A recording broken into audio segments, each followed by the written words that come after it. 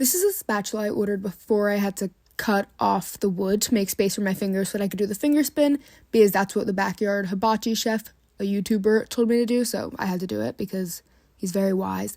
And these are the majority of my ingredients, and these are the specific noodles that I bought to make hibachi noodles. And whoops, I didn't realize stuff was holding them together. Anyways, I made the noodles and the rice for the fried rice noodles, and I prepped my veggies for the fried rice, the onion volcano trick, etc. And cutting onions makes me cry every single time because my eyes are super sensitive, so I was like bawling my eyes out here. And I used this article from the website From Michigan to the Table to follow instructions on how to make the onion volcano trick work out well. And it did work out really well. I was very happy with that. Yay. Ooh. And it just goes out by itself. It's not too dangerous. I thought I was going to light my house on fire. And then you could just cut up that onion so you could use it in the fried rice later. And this is me practicing the egg juggling, which was definitely the hardest trick. I used a lemon, orange, and plum before I let myself use an egg. And here, that's why I had to practice. I broke it. Ew. Here's me starting to make the fried rice. And you have to start with egg. So I'm doing some juggling. Woo, yay. Another trick. And then I'm just scrambling them up, and I'm following the recipe and instructions from the Backyard Hibachi Chef's fried rice tutorial video on YouTube. Wow, I really love to juggle. Now I'm just adding my onions from the volcano, my white rice, my eggs. And then I go ahead and I make a hole in the middle to add butter so that all the rice can absorb it. Add salt, pepper. And then I'm reading off my instruction list I made so I didn't mess it all up. And I added soy sauce, of course. Now I'm just plating it. And I made 3 full plates, like 3 hibachi meals.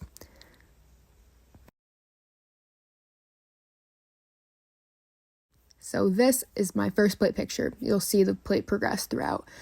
So here I'm making my noodles. The noodles were so easy. You just add the noodles, you add soy sauce, teriyaki sauce, salt, pepper, and you can add a little bit of butter if you want, and garlic. Here, I'm getting started on the vegetables. So I added zucchini, mushrooms, garlic, and more onions that I had to cut up because I ran out from the volcano. Ooh, a trick. Ooh. Oh.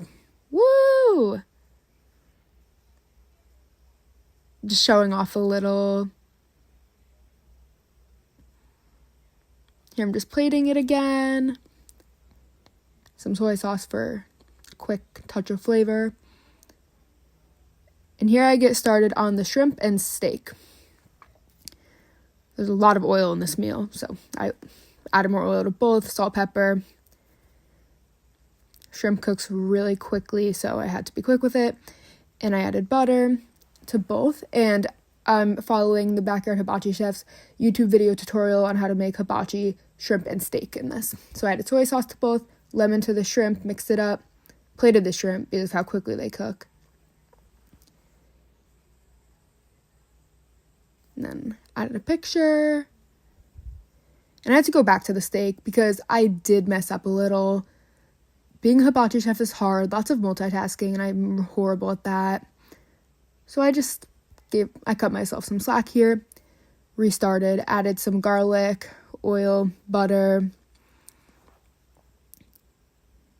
some soy sauce, and yeah. Even though most hibachi chefs cut their steak while it's still like on the heated platform, I was cooking it in a little skillet pan, so I had to take it off and cut it on a cutting board. And to top it off, I made yum yum sauce, even though it looks a little gross here. Eek. It's just ketchup, mayo, rice vinegar, water, salt, pepper, garlic powder, and paprika. And here's the final product. I made 3 plates. There's the sauce. This is my favorite picture.